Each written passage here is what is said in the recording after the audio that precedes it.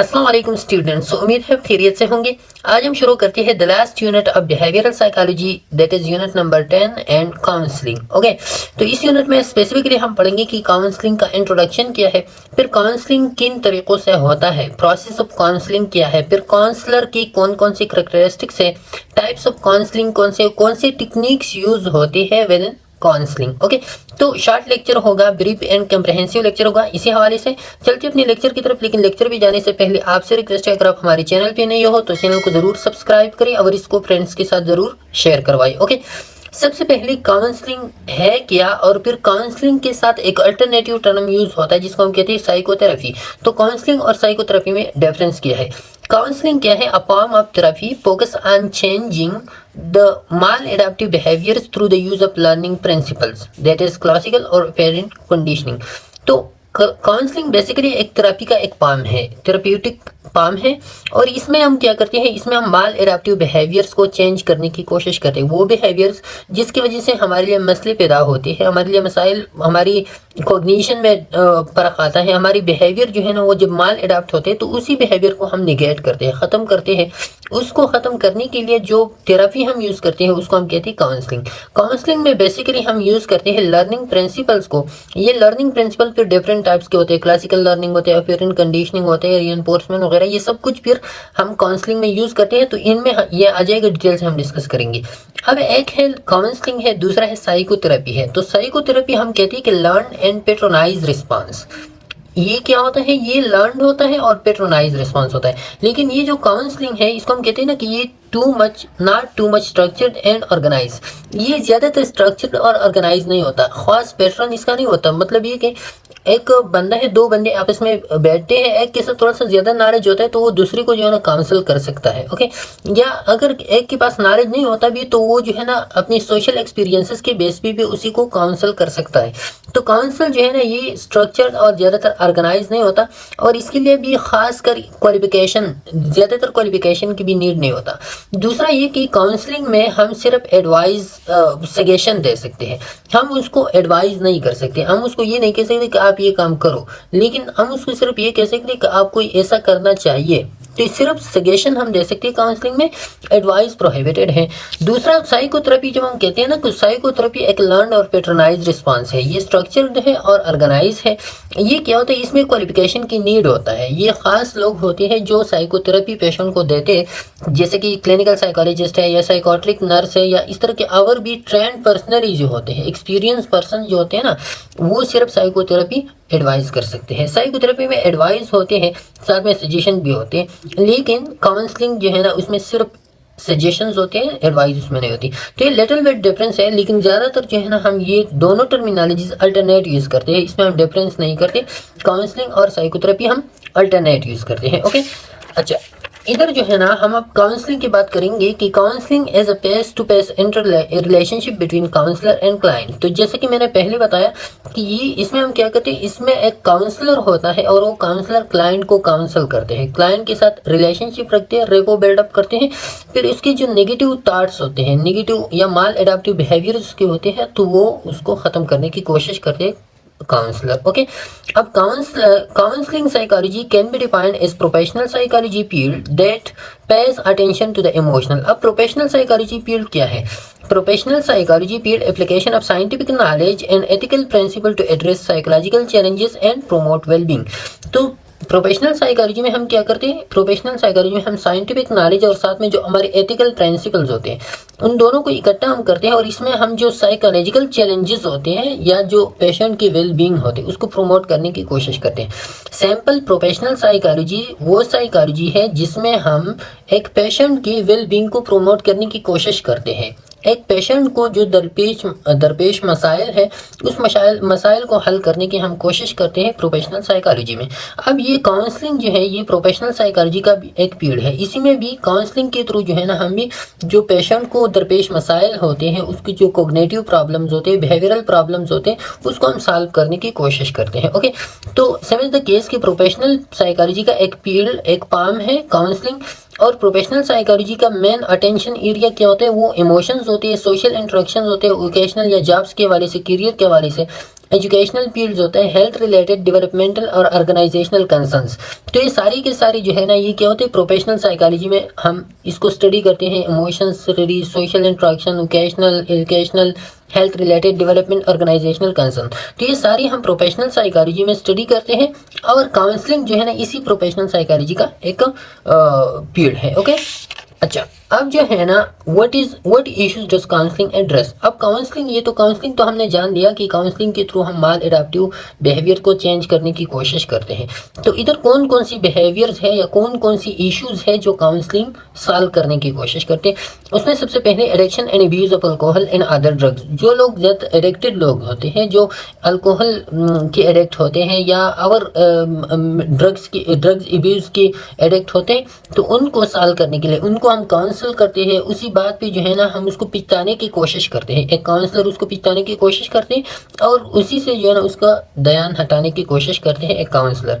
Adjustment issue including adjustment to college life. जैसे कि आपको पता है कि जो लोग जो है ना स्कूल लाइफ से कॉलेज लाइफ में चलते हैं तो उसको स्ट्रेस का सामना करना पड़ता है, वो वहाँ पे एडजस्ट नहीं होती, डिफिकल्टी होती है उसको, तो उसी एडजस्टमेंट के हवाले से भी आप काउंसलिंग कर सकते हैं। एंगर मैनेजमेंट आप कर सकते हैं, एंजाइटी में काउंसलिंग हो सकते हैं, डिप्रेशन में काउंसलिंग काम आ सकते हैं, ईटिंग डिसऑर्डर जैसे कि एनोरेक्सिया है, बुलिमिया नोरोसा है। तो ये सारी की सारी के लिए ये जो हम इधर पढ़ते हैं ना, तो इनमें एक एक को हम उठाते हैं और इसके लिए कौन सी काउंसलिंग थेरेपी यूज होती है, वो काउंसलिंग थेरेपी भी हम इनमें वो डिस्कस करेंगे। Okay, relationship difficulties including romance, significant other and professor, इनके साथ जो आपकी रिलेशनशिप डिफिकल्टीज हो तो वहाँ पे भी आप काउंसलिंग को यूज करते हो। स्ट्रेस मैनेजमेंट में, थॉट्स ऑफ सुसाइड में और ट्रामा में, ये सारी की सारी जो है ना इसमें काउंसलिंग यूज होते हैं। अब काउंसलिंग किस तरह यूज होते हैं इसमें, तो ये हम इनमें पढ़ेंगे इस यूनिट के। हाँ, अच्छा, अब जो है ना ग्रुप काउंसलिंग। काउंसलिंग का एक फॉर्म होता है जिसको हम कहते हैं group counselling. Group counselling is a form of therapy where people with similar experiences issues come together with professional therapist. इसमें क्या होता है, इसमें वो लोग इकट्ठा होते हैं, ये एक ऐसा ग्रुप बनता है उन लोगों का जिनके एक्सपीरियंसेस या इश्यूज सेम होते हैं। फॉर एग्जांपल, ये ड्रग एब्यूज़ वाले हैं तो ड्रग एब्यूज़ वाले सारे के सारे एक जगह पे इकट्ठा होते हैं। जो लोग ईटिंग डिसऑर्डर की वो होते हैं पेशेंट होते हैं, वो सारे के सारे एक जगह इकट्ठा होते हैं। इस तरह के जो लोग एंजाइटी के प्रॉब्लम में हैं वो लोग सारे के सारे एक जगह, तो ये ग्रुप बनते हैं और इस एक एक ग्रुप के साथ एक एक प्रोफेशनल थेरेपिस्ट होता है। ओके, हर एक के साथ। तो फिर ये प्रोफेशनल थेरेपिस्ट ये अपने ग्रुप मेंबर्स की जो थेरेपी करते हैं उसको हम कहते हैं ग्रुप काउंसलिंग कहते हैं। ओके, अब इसमें डिफरेंट टाइप्स के आते हैं। Usually focus on particular issue like addiction, जैसे कि मैंने बताया, ईटिंग डिसऑर्डर, एनोरेक्सिया है, बुलिमिया है। तो ये एनोरेक्सिया, बुलिमिया, ये सारे के सारे पेशेंट, फॉर एग्जांपल एनोरेक्सिया के पेशेंट है और वो जो है ना खाता नहीं, ये कहते हैं कि मेरे बॉडी वेट जो है ना वो ज़्यादा हो जाएगा, इसी वजह से वो खाता नहीं। तो फिर ऐसे लोग जो है ना वो सारे के सारे एक जगह इकट्ठा होते हैं, एक प्रोफेशनल थेरेपिस्ट जो है ना उसको फिर थेरेपी देते हैं। बेरेवमेंट है, जिसकी लव वन की लॉस हो जाए तो उसी के जो स्ट्रेस उसके होते हैं, या डिप्रेशन वाले पेशेंट होते हैं। अब ग्रुप काउंसलिंग की फ़ायदा क्या है, बेनिफिट क्या है, तो इसी के हवाले से हमने डिटेल से लेक्चर अपलोड किए हैं साइकोथेरेपी मेंटल हेल्थ नर्सिंग की प्लेलिस्ट में। तो वहाँ पे हमने ये एक साइकोथेरेपी भी हमने डिटेल से डिस्कस की है, काउंसलिंग भी डिटेल से डिस्कस की है, फिर साइकोथेरेपी की जो फॉर्म्स होते हैं वो भी डिस्कस किए हैं, ये ग्रुप काउंसलिंग, साइकोथेरेपी, सब कुछ उधर डिस्कस किया। अगर आपको डिटेल में जानना है तो आप उधर जान सकते हो। ओके, इधर जो है ना सैम्पल ग्रुप काउंसलिंग के बेनिफिट ये होते हैं कि इसमें सारे के सारे वो लोग इकट्ठा होते हैं जिनको सिमिलर प्रॉब्लम होते हैं। तो फिर ये लोगों को एक सेफ और सपोर्टिव एनवायरनमेंट उधर प्रोवाइड होता है। क्योंकि जब एक बंदा दूसरे को देखता है तो ये कहता है कि ये भी मेरी तरह है, ये भी मेरी तरह है, ये भी मेरी तरह है। तो ये बंदा जो है ना थोड़ा सा सपोर्ट फील कराए कि मेरी तरह और भी लोग हैं और वो लोग जो है ना कोशिश करते हैं अपने आप को इस चीज़ में निकालने की, तो मैं भी कोशिश करूँगा। तो इस तरह की एक सपोर्टिव एनवायरनमेंट, एक इंकरेजमेंट एनवायरनमेंट उनको मिलते हैं इन लोगों को। और फिर जो है ना ये लोग एक दूसरे के साथ अपने एक्सपीरियंसेस शेयर करते हैं। जब एक्सपीरियंसेस शेयर करते हैं तो उसी के थ्रू जो है ना वो कोपिंग मैकेनिज्म भी एक दूसरे से सीखते हैं और अपनाते हैं। ओके, फिर इसके कुछ ड्रॉबैक्स भी हैं, वो भी आप उधर देख सकते हैं जो मैंने आपको प्लेलिस्ट में बता दिया। अच्छा, साइकोथेरेपी फिर क्या है, ग्रुप काउंसलिंग एक साइकोथेरेपी जो मैंने स्टार्ट में आपको डिटेल से समझा दिया। थेरेपी आल्सो कॉल्ड साइकोथेरेपी और counselling is the process of meeting with the therapist. तो जैसे कि मैंने बताया कि साइकोथेरेपी और काउंसलिंग दोनों में थोड़ा सा डिफरेंसेस है, लेकिन ज़्यादातर हम इसको अल्टरनेटिवली यूज़ करते हैं। तो अब ये क्या है, process of meeting with therapist to resolve problematic behaviours, beliefs, feelings and relationship issue. तो ये क्या है, ये भी एक काउंसलिंग है और इसी में जो है ना हम क्या करते हैं, प्रॉब्लमेटिक बिहेवियर्स को हम सॉल्व करने की, या जो बिलीव्स में मसला आ जाए, किसी को शक शुबात आ जाए, या फीलिंग्स इमोशंस में उसमें मसला आ जाए, या रिलेशनशिप इश्यूज हो, तो सारी की सारी हम साइकोथेरेपी के थ्रू हम सॉल्व करते हैं। Psychotherapy can be helpful in treating most mental health problems including. तो साइकोथेरेपी के थ्रू हम anxiety disorder, mood disorder, addiction, personality disorder, schizophrenia, तो ये सारी की सारी ऐसी प्रॉब्लम है कि इसको हम साइकोथेरेपी के थ्रू ट्रीट करते हैं। और ये सारे के सारे प्रॉब्लम आप उधर हमने मेंटल हेल्थ नर्सिंग में जो है ना एक एक को डिटेल से डिस्कस किए हैं। तो अगर आपको जानने की कोशिश है तो आप उधर से जो है ना एक एक को डिटेल से जान सकते हैं। ओके, तो ये प्रॉब्लम हम साइकोथेरेपी के थ्रू जो है ना ये क्या करते हैं, एड्रेस करते हैं। अच्छा, फिर AIIMS and goals of counselling क्या होते हैं। सबसे पहले आपने काउंसलिंग के थ्रू पेशेंट का कोपिंग स्किल्स एनहांस करना है। उसमें कोपिंग स्किल्स होते हैं लेकिन वो कोपिंग स्किल हिडन होते हैं। जब आपकी उसकी काउंसलिंग करेंगे तो काउंसलिंग के थ्रू उसकी जो कोपिंग स्किल है वो उसको जो है ना अंडरस्टैंड करेगा और वो जो है ना उसको इम्प्रूव करने की कोशिश करेगा। प्रोमोटिंग डिसीजन मेकिंग कैपेबिलिटी जो है ना उसमें प्रमोट होगा। रिलेशनशिप उसकी इम्प्रूव होगी। फैसिलिटेटिंग क्लाइंट पोटेंशियल, उसमें जो हिडन पोटेंशियल है, मतलब ये कि उसकी जो स्ट्रेस मैनेजमेंट कोपिंग स्किल्स है तो वो उसमें एक हिडन पोटेंशियल है, उसको पता नहीं है। लेकिन जब आप उसको समझाओगे, उसको उस चीज़ को एक्सप्लोर करने की कोशिश करोगे तो वो क्या हो जाएगा, उसकी जो हिडन पोटेंशियल है वो फैसिलिटेट होंगी। फैसिलिटेटिंग बिहेवियर चेंज, और बिहेवियर चेंज के लिए जो नीड्स होते हैं या जो रिक्वायरमेंट्स होते हैं या जो फैसिलिटेशन उसको सपोर्ट उसको दरकार होते हैं तो वो आप उसको देते हो और वो बिहेवियर चेंज में उसको आसानी होती है। तो ये काउंसलिंग के फायदे हैं या एम्स एंड गोल्स हैं। अच्छा, रोल ऑफ काउंसलिंग साइकोलॉजिस्ट। अब एक काउंसलिंग साइकोलॉजिस्ट है तो उसके काम क्या होता है। ओके, सबसे पहले counselling psychology is concern with wellness, personal growth, career, education and development. तो जैसे कि हमने बताया कि काउंसलिंग साइकोलॉजी कहाँ पे यूज़ होता है पहली, तो इधर भी वही की काउंसलिंग साइकोलॉजी का काम किससे, पेशेंट की वेल बीइंग से होता है तो उसकी वेल बीइंग इम्प्रूव हो जाए। दूसरा, उसकी जो पर्सनल ग्रोथ है पेशेंट का या उसकी करियर के हवाले से, उसको करियर में कौन से करियर सेलेक्ट करना है, या करियर में जॉब्स में कोई मसला आ जाए तो अपनी डिसिप्लिन में कोई मसला आ जाए तो किस तरह उसको कोप करेगा। एजुकेशन, उस तरह किस तरह वो अपनी एजुकेशन को अचीव कर सके। जैसे कि आपने करियर काउंसलर के बारे में आपने सुना होगा कि बहुत सारी वो आपकी एजुकेशन के हवाले से आपको काउंसल करते हैं। एंड डेवलपमेंट, आपकी जो डेवलपमेंट है वो डेवलपमेंट किस तरह होता है, उस डेवलपमेंट में कोई चेंजेस आते हैं या नहीं, या माल एडाप्टिव है या एडाप्टिव है, तो काउंसलिंग साइकोलॉजिस्ट के काम होते हैं। अब counsellor are concern with social justice and advocacy, इसमें ये तो पर्सनल के हवाले से, साथ साथ में काउंसलर आपकी सोशल जस्टिस और एडुकेसी के साथ भी उसका ताल्लुक होता है। आपकी सोशल जस्टिस को इम्प्रूव करना या आपके लिए एडुकेसी करना। एक मार्जिनलाइज सोसाइटी है या मार्जिनलाइज लोग हैं, उस मार्जिनलाइज लोगों के लिए जो है ना एडुकेसी करना, सोसाइटी में उसके लिए बोलना, उसकी फेवर में जो है ना काम करना, तो ये भी एक काउंसलर के काम होते हैं। Counsellor deals with the client in a wide variety of setting, that is individual, in groups and family setup. तो काउंसलर आप डिफरेंट वैरायटीज़ में काउंसलर क्लाइंट के लिए काम करते हैं। इंडिविजुअल में भी उसको काउंसल करते हैं, ग्रुप में भी, और फैमिली सेटअप में भी काउंसलिंग करते हैं काउंसलर। अच्छा, अब जो है ना counsellor focus on the client goals and they help client to accomplish their goal. Counselling का और रूल क्या होता है कि वो क्लाइंट के गोल पे भी काम करता है। जो क्लाइंट चाहता है या क्लाइंट के लिए जो चीज़ें इंपॉर्टेंट होती है, जो नीड्स होते हैं क्लाइंट की, तो इसी जो गोल्स उन्होंने सेट किए हुए होते हैं तो उसी गोल्स को अचीव करने की कोशिश करते हैं और साथ में उसकी गोल्स को अकम्प्लिश भी करते हैं। Okay, counselling psychologist help people with physical, emotional and mental issues. Counselling psychologist जो है ना पेशेंट की फिजिकल, इमोशनल और मेंटल इश्यूज की में जो है ना ये तीनों फॉर्मेट जो है ना वो उसकी कवर करते हैं। ओके, अच्छा, इसके बाद जो है टाइप ऑफ काउंसलर की कौन कौन सी टाइप्स है, तो इसमें सबसे पहले वाला कैरियर काउंसलिंग है। कैरियर काउंसलर और काउंसलिंग जिसको हम कहते हैं ना is also known as career guidance is counseling designed to help with choosing, changing and living a career is available at any stage of life। तो कैरियर काउंसलिंग एक broad term है। आपकी लाइफ स्पेन में जो भी changes आ रही हो, जो भी कैरियर अपॉर्चुनिटीज़ हो, आपने कैरियर को चूज़ करना है। एक कैरियर, एक जॉब को आपने चेंज करना है, आपने कौन सा कैरियर अपनाना है, कौन सा कैरियर आपके लिए बेस्ट है, तो इसी के लिए जो है ना एक कैरियर काउंसलर होता है। आपने सुना होगा बहुत ज़्यादा हमारी इलाकों में ज़्यादातर जो लोग बाहर जाते हैं, बाहर के ममालिक में, तो वहाँ पे एजुकेशन के लिए, तो उसके लिए जो है ना वो कैरियर काउंसलर होते हैं उससे वो गाइडेंस लेते हैं। ओके, अच्छा, मेंटल हेल्थ काउंसलर कौन से लोग होते हैं? This professional help patients with mental and emotional problem including anxiety, depression, stress and low self esteem. तो ये जो है ना मेंटल हेल्थ काउंसलर वो लोग होते हैं ना जो ज़्यादातर लोग पेशेंट्स होते हैं, बीमार होते हैं, साइकोलॉजिकल प्रॉब्लम्स को होते हैं तो वो ट्रीट करते हैं।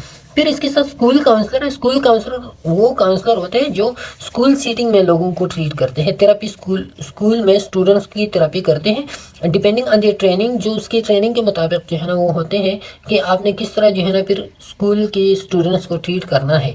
मैं also help parents and students develop life skill और प्लान फॉर कॉलेज।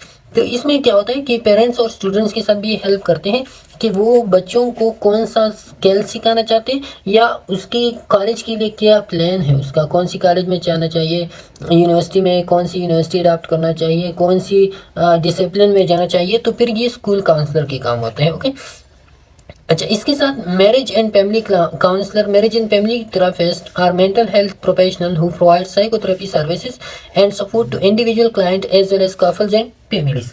तो ये क्या करते हैं, ये जैसे कि नाम से जाहिर है कि जो कपल्स होते हैं, जो फैमिलीज होते हैं, तो उसको साइकोथेरेपी सर्विसेज प्रोवाइड करते हैं, उसको इंडिविजुअल सर्विसेज भी प्रोवाइड करते हैं और एज अ ग्रुप में भी उसको ट्रीट करते हैं। ओके, अच्छा, इसके बाद जो है ना फिर रिहेबिलिटेशन काउंसलर, ये वो काउंसलर होते हैं जो लोग हैंडीकैप लोग होते हैं।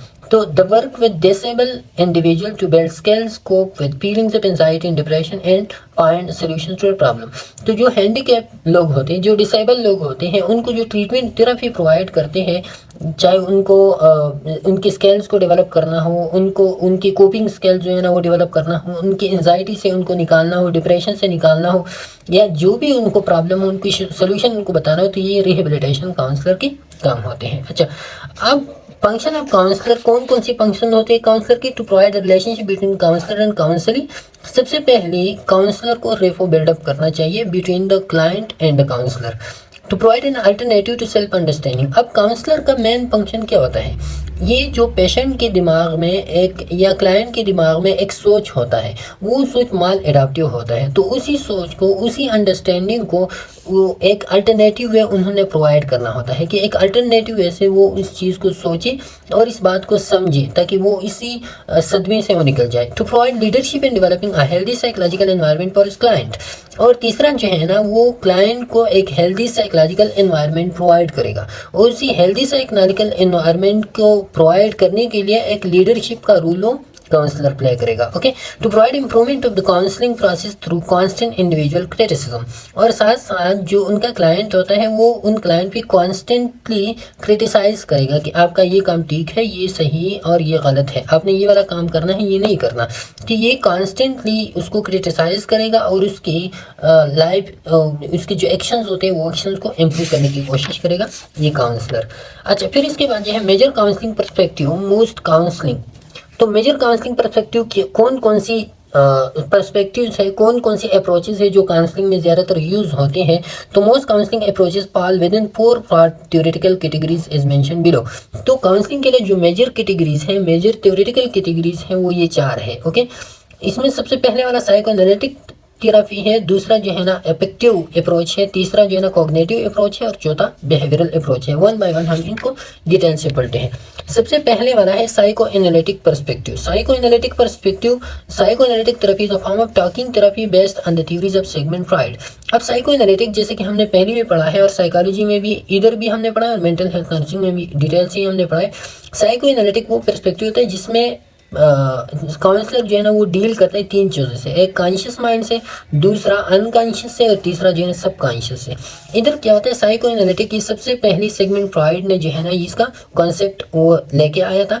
Freud was the founder of psycho analysis, ये साइको एनालिसिस का फाउंडर था। Freud was really interested in neurotic disorder. अब ये साइको एनालिटिक में ज़्यादातर हम ट्रीट करते हैं जो न्यूरोटिक डिसऑर्डर होते हैं, जैसे कि नर्व से रिलेटेड होते हैं, जैसे कि इंसोम्निया हो गया, फटीग हो गया, डिप्रेशन है, पैरालिसिस है। According to Freud the structure of personality consist of 3 parts. तो ये हमने डिटेल से पहले भी पढ़ा है कि पर्सनालिटी का स्ट्रक्चर ये 3 पार्ट्स पे मुश्तमिल होता है, एक को हम कहते हैं ईड, ईगो एंड सुपर ईगो। ईड जो है ये अनकॉन्शियस माइंड होती है, जो आपकी विशेस होती है, जो आपकी प्लेजर होती है, इसको हम प्लेजर प्रिंसिपल भी कहते हैं। दूसरा होता है ईगो रियलिटी प्रिंसिपल, इसको हम कहते हैं, जो आपकी कॉन्शियस माइंड होते हैं। तीसरा होता है सुपर ईगो, जिसको हम मोरालिटी प्रिंसिपल कहते हैं, जो अनकॉन्शियस और कॉन्शियस माइंड दोनों से वो होते हैं, बनते हैं। अब ईगो जो है ना इन दोनों के दरमियान बैलेंस करने की कोशिश करते हैं, और जो अपीयरेंटली हम काम कर दे तो वो आपके ईगो बेस होते हैं। ओके, तो ये क्या है, ये साइको एनालिटिक थ्योरी है, जिसमें हम अनकॉन्शियस माइंड को, साइको एनालिसिस में हम अनकॉन्शियस माइंड को स्टडी करते हैं, और जो माल एडाप्टिव बिहेवियर्स होते हैं वो अनकॉन्शियस माइंड में हम उसको चेंज करने की कोशिश करते हैं, वो साइको एनालिसिस में। अच्छा, दूसरा अप्रोच जो है ना वो है अफेक्टिव अप्रोच। अब अफेक्टिव अप्रोच क्या होता है, deal with emotion and feeling of person in a specific situation.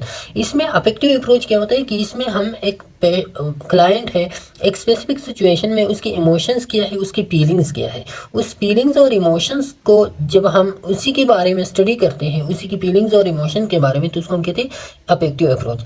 अब अफेक्टिव अप्रोच में जो मेन अप्रोच है वो है क्लाइंट सेंटर्ड थेरेपी। जो अफेक्टिव अप्रोच में यूज होता है client centred therapy. Client centred therapy as an overview, ये ऐसा होता है कि इसमें हम क्लाइंट के प्रेजेंट पे फोकस करते हैं। क्लाइंट आपके सामने बैठा हुआ होता है, उसको आप एक ओपन एरिया प्रोवाइड करते हो और उसके प्रेजेंट पे आप फोकस करने की कोशिश करते हो। इधर डिटेल से पढ़ते हैं। Client centred therapy also known as client centred counselling और पर्सन सेंटर्ड थेरेपी, ये भी इसको कहते हैं। Client centred therapy was developed by Carl Rogers. He emphasized the importance of quality of relationship between the client and the therapist. अब इसने क्या काम किया था कि क्लाइंट सेंटर थेरेपी में उन्होंने जोर दिया था किस चीज़ पे, एक थेरेपिस्ट और उसके साथ जो क्लाइंट होता है, इन दोनों के दरमियान जो रिलेशनशिप होता है, वो रिलेशनशिप क्लाइंट सेंटर थेरेपी में बहुत इंपॉर्टेंट रोल प्ले करता है। ओके, अच्छा, client centre therapy the techniques और sample ways of expressing and communicating an attitude the self is and use as an instrument। तो इस टेक्निक में हम क्या करते हैं क्लाइंट सेंटर थेरेपी में, कि इसमें हम एक एटीट्यूड को, एक उसके एक बिहेवियर को हम लेते हैं। एटीट्यूड इज एन बिहेवियर, उसमें एक बिहेवियर हम उसको लेते हैं और उस बिहेवियर के बारे में हम एक्सप्रेशन उसकी करते हैं, उसके साथ कम्युनिकेशन करते हैं। अच्छा, the self is used as an instrument, और इसमें जो बेसिक चीज़ होता है वो सेल्फ होता है। वो जो क्लाइंट होता है ना, क्लाइंट अपने आप पे फोकस करना शुरू करते हैं, तो काउंसलर का मेन काम क्या होता है कि वो इसकी सेल्फ को यूज़ करते हैं, उस पेशेंट को यूज़ करता है। पेशेंट अपने सेल्फ के बारे में किस तरह अंडरस्टैंड करता है, तो वो अंडरस्टैंडिंग जो है ना वो मेन टूल होता है किस चीज़ के लिए, काउंसलर के लिए। अच्छा, one emphasis is on the here and now of the individual existence and to help client focus on her present feelings by expressing them verbally techniques। तो सबसे पहले जो मेन काम इसमें होते हैं वो here and now फोकस होता है। हियर एंड नाउ फोकस, ये जो काउंसलर होता है, काउंसलर उसको कहते हैं कि आप इधर प्रेजेंट हो, आप किसी और चीज़ पे फोकस नहीं करोगे, सिर्फ इसी पे फोकस करोगे कि आपके प्रेजेंट में अभी जो है ना आपके माइंड में क्या चल रहा है, क्या फीलिंग्स आपकी है, क्या इमोशंस आपके हैं, वो इमोशन आप मुझे बता दो। तो वो उससे सुनते हैं, तो इसको हम कहते हैं ना कि expressing them verbally techniques. Verbally जो है ना ये क्लाइंट सेंटर थेरेपी में ये वर्बली उस प्रेजेंट पे फोकस करते हैं और पेशेंट को कहती है कि आप मुझे वर्बली अपनी फीलिंग्स इमोशंस को मुझे बता दो। ओके, अच्छा, facilitate personal growth and development. अब ये जो है ना ये Aahista Aahista open ended question इससे करते हैं, एक ओपन एरिया उसको प्रोवाइड करते हैं, और उस ओपन एरिया में जो पेशेंट क्लाइंट होता है वो क्लाइंट सब कुछ बता देता है, जो और इसी से जो है ना उसके जो अनकॉन्शियस माइंड में जो ख्यालात होते हैं वो ऊपर आते हैं। तो अब फिर जो है ना इसके बाद क्या करते हैं, जो काउंसलर होता है, काउंसलर उसकी जो माल एडाप्टिव थिंकिंग थॉट्स होते हैं, तो फिर वो उसको डिटेक्ट करते हैं और फिर उसको चेंज करने की कोशिश करते हैं। तो facilitate personal growth and development, इसमें element and lessening feeling of distress. अब जो उसके डिस्ट्रेसफुल थॉट्स होते हैं तो वो बाहर आते हैं, क्लाइंट उसको चेंज करते हैं, तो फिर क्या होता है, ख़त्म होते हैं, तकरीबन कम होते हैं। Increase self esteem and openness to experience. तो अब ये जो है ना सेल्फ स्टीम भी इसकी बढ़ जाता है और साथ में उसकी ओपननेस टू एक्सपीरियंस। अब ये मुख्तलिफ टेक्निक्स इसमें जो है ना यहाँ पे काउंसलर यूज़ करते हैं और इसी के थ्रू जो है ना उसका सेल्फ स्टीम, उसके जो एक्सपीरियंसेस होते हैं वो एक्सपीरियंसेस उसके ओपन हो जाते हैं। मतलब ये पहले वो जिस चीज़ से डरता था, जिस चीज़ के बारे में वो खौफ करता था, अभी जो है ना वो चीज़ उन्होंने बाहर किया, अभी उसके बारे में वो नहीं डरता नहीं है, तो एक्सपोजर होते हैं उसकी। Enhance the client understanding of him और हर सेल्फ, और साथ साथ में क्लाइंट अपने बारे में समझ जाता है कि मुझ में जो है ना क्या अंडरस्टैंडिंग मेरी अपने बारे में किया था, पहले मैं कैसे सोचता था। अब थेरेपिस्ट जो है ना उसकी थेरेपी करते हैं, उसके डिफरेंट टाइप्स ऑफ टेक्निक्स के थ्रू जो है ना उसकी जो थिंकिंग प्रोसेस होते हैं वो चेंज करने की कोशिश करते हैं, तो फिर क्लाइंट जो है ना अपने बारे में अंडरस्टैंडिंग क्रिएट करता है। ओके, अच्छा, इसके बाद जो है ना फिर है बिहेवियरल पर्सपेक्टिव, जो 3 नंबर पे है। बिहेवियरल पर्सपेक्टिव में फोकस होते हैं ऑब्जर्वेबल बिहेवियर और एनवायरमेंटल फैक्टर पे। अब कौन सी ऑब्जर्वेबल बिहेवियर पे फोकस करते हैं, फिर कौन सी एनवायरमेंटल फैक्टर है जो इसी बिहेवियर्स को चेंज करने की कोशिश करते हैं, तो वो फैक्टर्स भी इसी में बिहेवियरल पर्सपेक्टिव में हम स्टडी करते हैं। लेकिन मेनली जो हमारा मेन फोकस इसमें होता है वो हमारी इसमें ऑब्जर्वेबल बिहेवियर पे हमारा फोकस होता है। Behavioural refer to a wide range of ideas, practices and theories. Behavioural क्या होता है, इसमें हम different ideas, different practices, different theories पढ़ते हैं। वो थ्योरीज क्या होते हैं? Behavioural approaches are design to change unwanted और maladaptive behaviour through the application of basic learning principle. तो बिहेवियरल अप्रोच में हम वो सारे आइडियाज़, वो सारे प्रैक्टिसेस, वो सारी थ्योरीज पढ़ते हैं जो हमारे माल एडाप्टिव बिहेवियर को चेंज करने की कोशिश करते हैं। और वो क्या होते हैं? वो डिफरेंट बेसिक लर्निंग प्रिंसिपल होते हैं, जैसे कि मैंने आपको बताया, अभी नीचे भी आ रहा है। ऑपरेंट कंडीशनिंग है, क्लासिंग कंडीशनिंग है, रिइंफोर्समेंट है, एक्सटेंशन है, इस तरह के और भी learning principle. Behavioural approaches maintain that both abnormal and normal behaviours are learn. अब बिहेवियरल अप्रोच ये हमने तकरीबन यूनिट नंबर 2 और 3 में हमने ये पढ़ा है कि बिहेवियरल अप्रोच कौन सा अप्रोच है। तो बिहेवियरल अप्रोच वो अप्रोच है जो बताता है कि आपके माइंड में या आपके जो भी बिहेवियर्स होते हैं वो सारे आपके एनवायरनमेंट से आप लर्न करते हो, या आप में इनेट नहीं होती। Cognitive behavioral approach maintain that behavior and perception play a reciprocal role in the process of change। अब behavioral के साथ जब cognitive approach भी शामिल हो जाए तो cognition और behavior, कॉग्निशन जो आपके मेंटल प्रोसेसेस होते हैं, जो आपकी परसेप्शंस होते हैं, आपकी थिंकिंग और थॉट्स होते हैं, तो सारे आपके कॉग्निशंस होते हैं। तो कॉग्निटिव बिहेवियरल अप्रोच में फिर आपकी जो बिहेवियर होते हैं एक्सटर्नल और साथ में आपकी परसेप्शंस होते हैं, तो वो दोनों जो है ना जो प्रोसेस ऑफ चेंज होता है, मतलब ये कि जिस बिहेवियर में आप चेंज लाने की कोशिश करते हो तो आपको दोनों में काम करना चाहिए, कॉग्निशन में भी और बिहेवियर में भी काम करना चाहिए। ओके, अच्छा, अब बिहेवियरल पर्सपेक्टिव में हम 2 बेसिक लर्निंग प्रिंसिपल पढ़ते हैं। पहला वाला जो है ना वो क्लासिकल कंडीशनिंग है, दूसरा जो है ना वो है ऑपरेंट कंडीशनिंग। क्लासिकल कंडीशनिंग या इसको हम रिस्पोंडेंट भी कहते हैं। इसमें क्या करते हैं? Repairing things to create automatic response. इसमें हम 2 चीज़ों को जोड़ते हैं और इसी से जो है ना एक ऑटोमेटिक रिस्पांस हम क्रिएट करने की कोशिश करते हैं। जैसा कि Pavlov's classical conditioning is the best example of respondent learning which occurs due to association between 2 stimuli. Pavlov's classical conditioning जो उन्होंने डार्क पे जो है ना एक्सपीरियंस प्रैक्टिस किया था ना, तो उसे डार्क पे प्रैक्टिस करने से उन्होंने 2 स्टिमुलाई को आपस किया था। उसमें एक न्यूट्रल स्टिमुलाई था, एक नेचुरल था। तो नेचुरल स्टिमुलाई उसमें उन्होंने फूड को यूज़ किया था जो डायरेक्टली स्लाइवेशन को वो ट्रिगर करता था, स्लाइवेशन को जो है ना वो ट्रिगर करता था, वो नेचुरल स्टिमुलाई था फूड। लेकिन साथ में उन्होंने एक न्यूट्रल स्टिमुलस उठाया था जो बेल था। बेल जब वो बजाता था तो पहले फूड दिखाता था, फिर बेल बजाता था, तो डॉग को समझ आता था कि इस बेल के साथ मुझे फूड दिया जा रहा है। फिर अल्टरनेटिवली जब बार बार उन्होंने रिपीटिशन किया तो फिर सिर्फ बेल जब वो रिंग करता था तो बेल के रिंगिंग से जो है ना उसकी सलाइवेशन होती थी। मतलब ये कि जो नेचुरल स्टिमुलस है ये फिर नेचुरल स्टिमुलस बन गया, ये न्यूट्रल स्टिमुलस फिर नेचुरल में कन्वर्ट हो गया। तो अब ये जो न्यूट्रल स्टिमुलस है इसको आपने किस तरह चेंज किया? बार बार रिपीटिशन से। तो ये क्लासिकल कंडीशनिंग है। ओके, फिर ऑपरेंट कंडीशनिंग क्या है? ऑपरेंट कंडीशनिंग है, इसको इंस्ट्रूमेंटल कंडीशनिंग भी कहते हैं। The condition occurs when the response is emitted in order to obtain an outcome that reinforces the individual. Operant conditioning में हम ज़्यादातर पॉजिटिव नेगेटिव रिइंफोर्समेंट यूज़ करते हैं, पनिशमेंट यूज़ करते हैं, और इसी के थ्रू जो है ना हम क्या करते हैं? हम एक रिस्पांस को चेंज करते हैं रिइंफोर्समेंट के थ्रू, पनिशमेंट के थ्रू। तो इसमें हम क्या करते हैं कि the condition occurs when the response is emitted in order to obtain an outcome that reinforces the individual. इसमें एक ऐसे आउटकम हम प्रोड्यूस करते हैं, वो आउटकम या ऐसे रिस्पांस हमारे सामने आते हैं, एक ऐसे रिस्पांस इमिट होते हैं जो क्या होते हैं? जो इंडिविजुअल को रीइंफोर्स करते हैं एक बिहेवियर पे। तो ये basically positive negative reinforcement punishment आपको अच्छी तरह याद है कि इसी के थ्रू जो है ना एक रिस्पांस जब इमिट होते हैं तो वो रिस्पांस पॉजिटिव रीइंफोर्समेंट या करती है, नेगेटिव रीइंफोर्समेंट करिए या पनिशमेंट होते हैं, और वो इंडिविजुअल की बिहेवियर को चेंज करते हैं। फिर ये ऑपरेंट कंडीशनिंग में। अच्छा, फिर इसके बाद जो है ना कॉग्निटिव अप्रोच पर्सपेक्टिव है। कॉग्निटिव पर्सपेक्टिव में क्या होता है? Cognitions of thoughts, beliefs and internal images that people have about events in their life.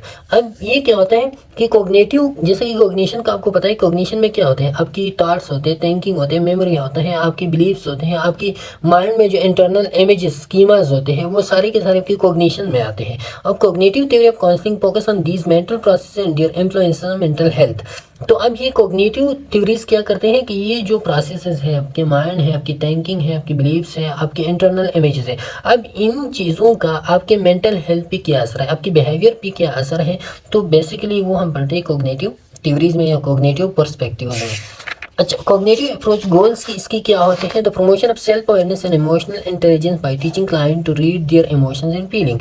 सबसे अहम और सबसे इंपॉर्टेंट बात इसमें क्या होता है कि कॉग्निटिव अप्रोच का मेन गोल वो सेल्फ अवेयरनेस को क्रिएट करना होता है, साथ में इमोशनल इंटेलिजेंस। इमोशनल इंटेलिजेंस क्या होता है कि वो बंदा अपनी इमोशन को अंडरस्टैंड कर सके, मैनेज कर सके, फिर उसको एक्सप्रेस कर सके।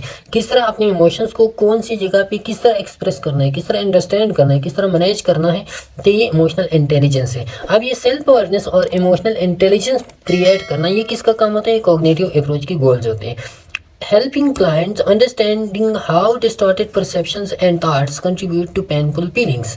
इसमें क्या होता है कि इसमें आप क्लाइंट को ये अंडरस्टैंड करने की कोशिश करते हो कि आपके जो डिस्टॉर्टेड थॉट्स है, परसेप्शंस है, जो आपकी माल एडाप्टिव थिंकिंग है, वो किस तरह आपकी फीलिंग्स को पेनफुल बनाते हैं, आपकी फीलिंग को किस तरह डिस्टॉर्टेड करता है।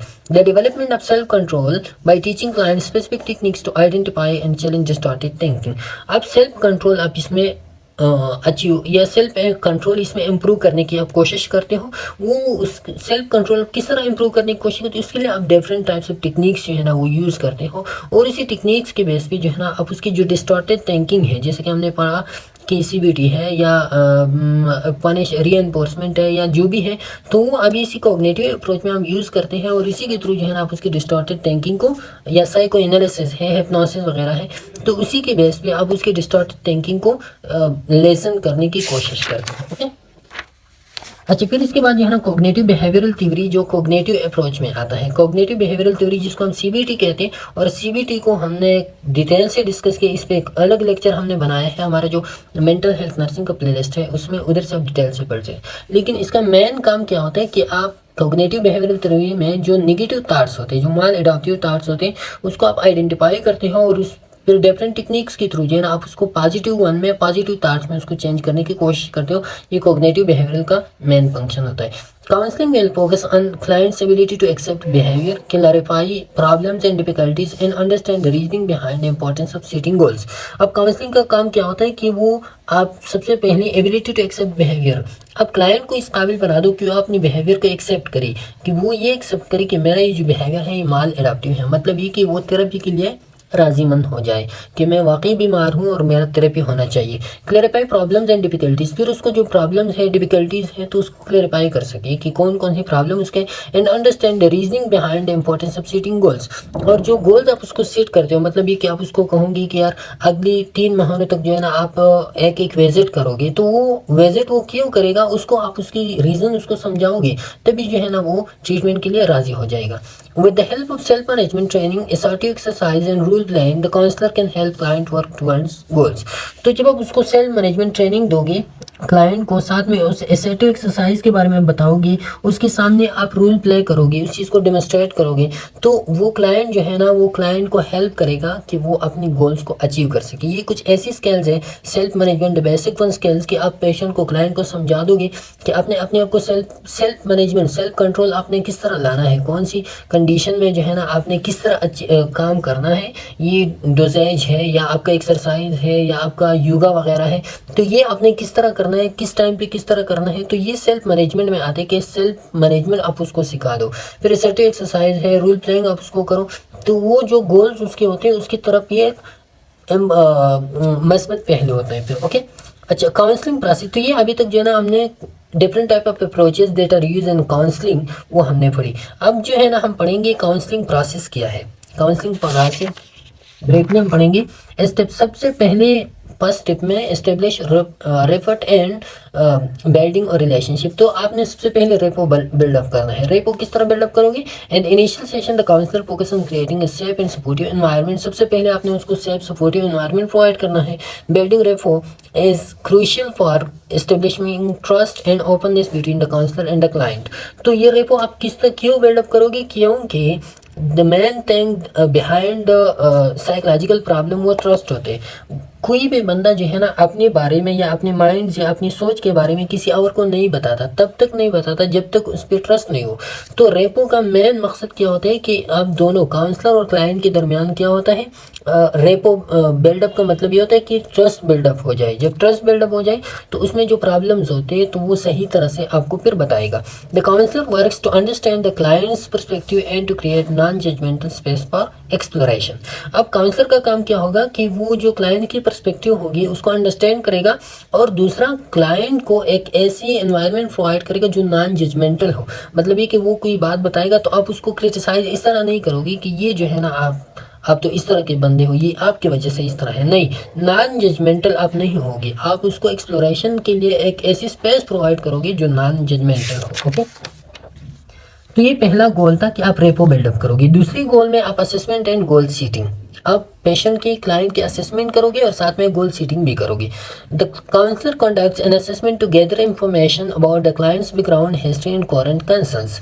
तो आपने सबसे पहले उसकी असेसमेंट क्या करनी है कि उसकी इंफॉर्मेशन गैदर करनी है, उसकी बैकग्राउंड, उसकी हिस्ट्री, उसका जो करंट कंसर्न है, प्रॉब्लम है, उसके बारे में। Together the counsellor and client identify specific goals for the counselling process. अब क्लाइंट और काउंसलर क्या करेगा कि वो स्पेसिफिक गोल जो है ना वो सेट करेंगे अपनी काउंसलिंग प्रोसेस के लिए। स्पेसिफिक गोल्स क्या होते हैं कि विद इन दिस ड्यूरेशन में हमने क्या क्या काम करने हैं, अगली नेक्स्ट मंथ में हमने नेक्स्ट विजिट कब करना है, या नेक्स्ट में जो है ना हमने कौन कौन सी प्रोसीजर अप्लाई करनी है, या अभी जो है ना किस किस चीज़ों पे हमने काम करना है, कौन सी प्रॉब्लम पे हमने काम करना है। तो ये सेटिंग गोल्स होते हैं। Goal setting provides a road map for the counselling journey and helps measure progress. तो सबसे पहले गोल सेटिंग जो है ना ये कि सब एक तो ये रोड मैप प्रोवाइड करता है, मतलब आपने किस तरफ जाना है, और दूसरा जो है ना आप अपनी प्रोग्रेस को मेजर कर सकोगे कि ये मेरा पहला गोल था वो कंप्लीट हो गया, दूसरा गोल था कंप्लीट हो गया, तीसरा गोल था कंप्लीट हो गया। अच्छा, काउंसलिंग प्रोसेस में तीसरा नंबर पे exploration and insight. The counsellor facilitate the exploration of the clients thoughts, feelings and behaviours. Okay, तो ये एक्सप्लोरेशन और इनसाइट में आते हैं कि आप उसकी इंटरनल फीलिंग्स उसकी क्या है वो आप एक्सप्लोर कर सको। Techniques such as open ended question, reflective listening क्या होते हैं कि आप एक्टिवली उसको लेसन कर सकोगे। एक्टिवली लिसनिंग क्या होता है कि आप उसकी जो वर्बल कम्युनिकेशन है वो भी आप समझ सकोगे और उसके जो नॉन वर्बल क्यूज होते हैं वो नॉन वर्बल क्यूज भी आप समझ सकोगे। तो ये रिफ्लेक्टिव लिसनिंग है। And exploration of patterns help the client gain insight into your challenges. तो इसी के थ्रू जो है ना आप पेशेंट को इनसाइट, उसकी जो इनसाइट थिंकिंग होते हैं वो आप गेन करने की कोशिश कर सकते हो। This phase may involve identifying underlying issues, exploring coping mechanism and recognising pattern of behaviour. तो इसी स्टेज में जो है ना आप उसके अंडरलाइंग इश्यूज को समझ सकते हो, साथ में उसकी जो कोपिंग मैकेनिज्म है वो आप एक्सप्लोर कर सकते हो, कितनी हद तक जो है ना ये इस चीज़ का कोप कर सकता है। और दूसरा रिकॉग्नाइजिंग पैटर्न ऑफ बिहेवियर, जो उसकी बिहेवियरल पैटर्न होता है, कौन सी बिहेवियर उसकी है, किस तरह थेरेपी उसका करना चाहिए, तो वो भी इस पेज में आप अंडरस्टैंड कर सकते हो। अच्छा, इसके बाद जो है ना फिर है काउंसलिंग प्रोसेस में चौथा नंबर स्टेप है वो है इंटरवेंशन एंड स्किल बिल्डिंग। अभी जो है ना आपने समझ लिया कि पेशेंट में क्या क्या है, पेशेंट में कौन कौन सी सलाहियतें हैं, क्या क्या कर सकता है और कौन सा प्रॉब्लम है। इसी के बाद जो है ना अभी ट्रीटमेंट का पेज शुरू हो रहा है। तो ट्रीटमेंट सबसे पहले intervention and skill building. The counsellor introduces therapeutic interventions. Different types of interventions होते हैं, जैसे कोग्निटिव बिहेवियरल थेरेपी अपने उसका करना है, इंटरपर्सनल थेरेपी है, डायलेक्टिकल बिहेवियरल थेरेपी है, या और भी तो वो आपने करनी है। And strategies tailored to the clients. अभी ये थेरेप्यूटिक इंटरवेंशन आपने करनी है और कौन कौन सी स्ट्रेटजी जो है ना आप क्लाइंट के लिए जो है ना वो आप प्रेफर करोगी, कौन सी स्ट्रेटजीज आप अप्लाई करोगे। स्केल बिल्डिंग में include teaching coping mechanism. Scale building में क्या होता है, कोपिंग मैकेनिज्म उसको टीच करना होता है, स्ट्रेस मैनेजमेंट टेक्निक्स उसको सिखाना होता है, कम्युनिकेशन स्किल सिखाना होता है, और other goals tools to help the client navigate challenges. उस चैलेंजेस को ख़त्म करने के लिए जो भी स्किल्स होते हैं तो वो आप उसको सिखाते हो पेशेंट को। The counsellor collaborates with the client to develop and practise these skills. तो काउंसलर का काम क्या होता है कि वो जो स्किल्स होते हैं उसको परफॉर्म करने के लिए वो पेशेंट के साथ कोलैबोरेट करेगा। अच्छा, फिर इसके बाद जो है ना काउंसलिंग प्रोसेस में 5 स्टेप है, वो एक्शन एंड चेंज है। अब ये जो है ना, यहाँ तक ये काउंसलर का काम था। अभी काम आता है किस चीज़ का, क्लाइंट का। तो क्लाइंट इसमें क्या करेगा, action and change. The client takes proactive steps toward achieving their goals and making positive changes in their life. अब अपने लाइफ में वो पॉजिटिव चेंजेस लाने के लिए जो उसको सिखाया गया, अब वो अपनी लाइफ में वो परफॉर्म करेगा। प्रोएक्टिव स्टेप्स वो लेगा कि जो achieving their goals and making positive change, अपनी गोल्स को अचीव करने के लिए वो जो है ना प्रोएक्टिव स्टेप्स वो लेगा और अपने गोल्स को अचीव करेगा। ओके, अच्छा, the counsellor support the client in implementing strategies discuss during the counselling session.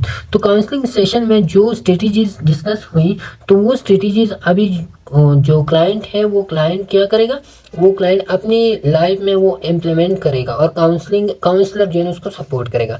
This phase may involve overcoming obstacles and adjusting strategies as needed. तो इस पेज में क्या होगा कि जो ऑब्स्टिकल्स होते हैं उसको आप ओवरकम कर सकोगे इम्प्लीमेंटेशन में जो ऑब्स्टिकल है, और साथ में जो स्ट्रेटजीज, वो स्ट्रेटजीज आपने अपनानी है जो एडजस्टमेंट को की तरफ लेके जाए। मतलब ये कि आपने इधर काउंसलिंग प्रोसेस में एक टेक्निक्स बताया है, तो वो टेक्निक जो है ना फुली उसमें एडजस्ट नहीं करता, तो फिर आपने जो है ना एडजस्टिंग स्ट्रेटजीज भी साथ में अपनाने हैं, किस तरह उस चीज़ को आप एडजस्ट करोगे।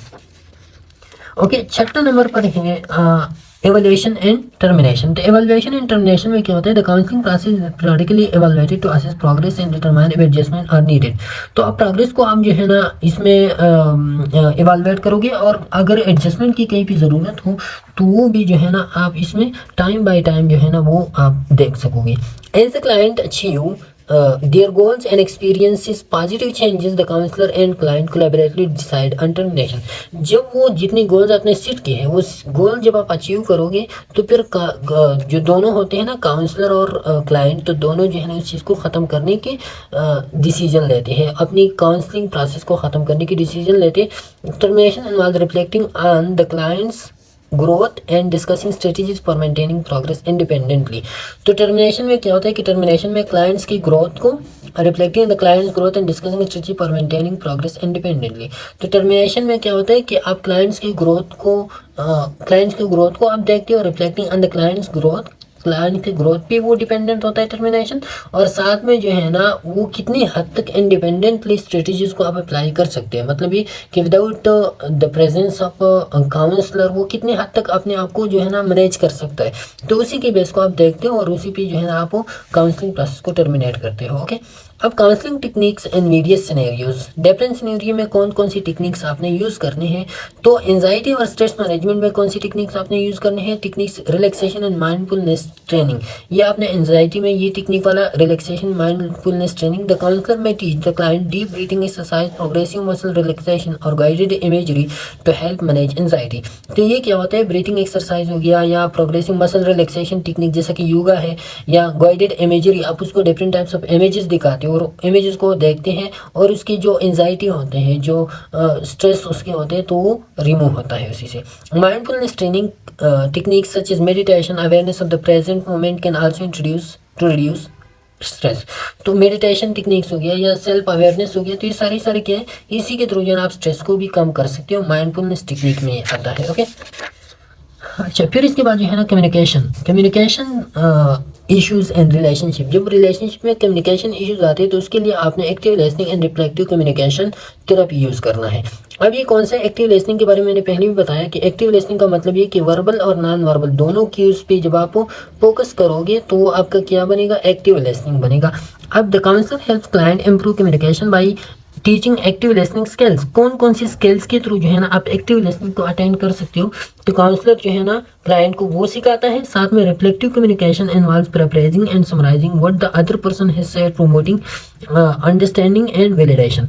तो रिफ्लेक्टिव कम्युनिकेशन में क्या होता है कि आप जो दूसरी बंदे ने बताया उसको आप पैराफ्रेज कर सको, उसको आप समराइज कर सको, और उसकी जो है ना अपने दरमियान अपने आप में अंडरस्टैंडिंग क्रिएट कर सको, उसकी वैलिडेशन जो है ना आप कर सको कि उन्होंने जो बताया वो कितनी हद तक वो एक्यूरेट था। तो ये आपका रिफ्लेक्टिव कम्युनिकेशन है कि आप उस चीज़ों की सोचो जो वो बता रहे हैं। ओके, ये रिफ्लेक्टिव कम्युनिकेशन है। तो ये रिफ्लेक्टिव कम्युनिकेशन और एक्टिव लिसनिंग आप कम्युनिकेशन इश्यूज में वो आप वो ये टेक्निक यूज़ करोगे।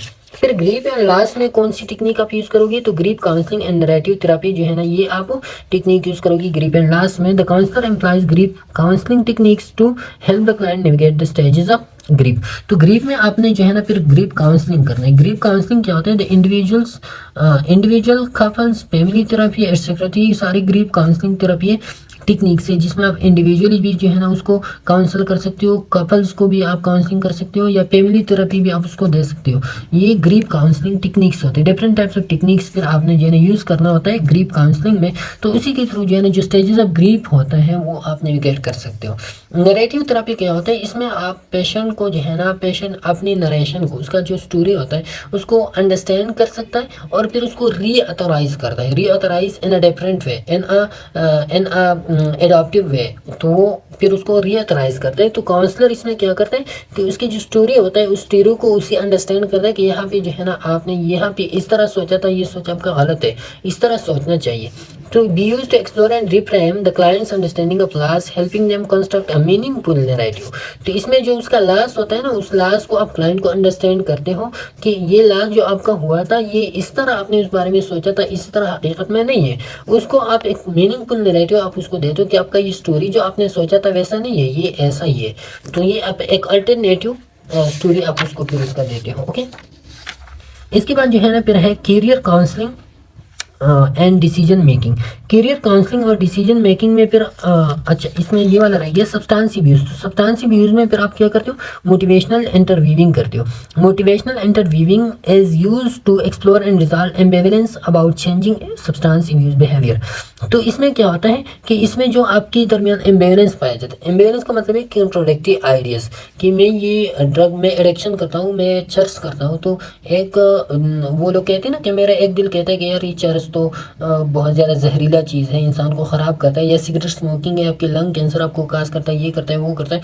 लेकिन साथ साथ में जो है ना दूसरा दिल ये कहता है कि नहीं यार बस ज़िंदगी है, जीना चाहिए, एक दो दिन की ज़िंदगी है, एक दिन कम पड़ जाए तो कोई मसला नहीं। तो ये दो दिलों की जो बात होती है ना, इसको हम कहते हैं एम्बिवलेंस। शक में इंसान होता है, कॉन्ट्राडिक्टिव आइडियाज़ उसको आते हैं। तो अब ये जो कॉन्ट्राडिक्टिव आइडियाज़ को ख़त्म करना होता है, तो ये आप मोटिवेशनल इंटरव्यूविंग में करते हो। मोटिवेशनल इंटरव्यूविंग में आप काउंसलर जो है ना वो क्लाइंट के जो इंट्रिंसिक मोटिवेशन होता है उसको उजागर करता है, जो उसके दरमियान एक एस्पेक्ट को, मतलब ये कि ये दो आइडियाज़ है उसकी में कभी एक ऊपर होता है कभी दूसरा। तो अब इसमें जो है ना जो पॉजिटिव एस्पेक्ट होता है तो काउंसलर उसको ऊपर लेके आता है, जो नेगेटिव एस्पेक्ट आते हैं तो वो उसको डिमोटिवेट करते हैं, वो ख़त्म करने की कोशिश करते हैं। तो ये मोटिवेशनल इंटरव्यूइंग है। The counsellor employs open ended question, reflective listening and information to elicit the clients motivation for change. तो ये क्या करते हैं कि ये ओपन एंडेड क्वेश्चन करते हैं, रिफ्लेक्टिव लिसनिंग करते हैं, साथ में इंफॉर्मेशन मतलब पॉजिटिव थॉट्स को इम्प्रूव करने के रिपीटिशन करते हैं पॉजिटिव थॉट्स की। तो अब ये जो है ना मोटिवेशन, ये वाली टेक्निक्स वो अपनाते हैं काउंसलर, और इसके थ्रू जो है ना वो क्लाइंट के मोटिवेशन फॉर चेंज जो है ना वो इम्प्रूव करता है। अच्छा, फिर लो सेल्फ स्टीम के लिए कॉग्निटिव बिहेवियरल थेरेपी सीबीटी के बारे में मैंने कहा कि मैंने डिटेल से एक लेक्चर अपलोड की है मेंटल हेल्थ नर्सिंग में। CBT is utilised to challenge and reframe negative thought patterns contributing to low self esteem. तो इसमें आप जो लो सेल्फ स्टीम होता है उस लो सेल्फ स्टीम के लिए आप क्या करें, सीबीटी अप्लाई करें। सीबीटी में हम जो नेगेटिव थॉट्स होते हैं जो हमें लो सेल्फ स्टीम की तरफ लेके चलते हैं, उस नेगेटिव थॉट्स को हम खत्म करते हैं, पॉजिटिव थॉट्स में उसको चेंज करते हैं।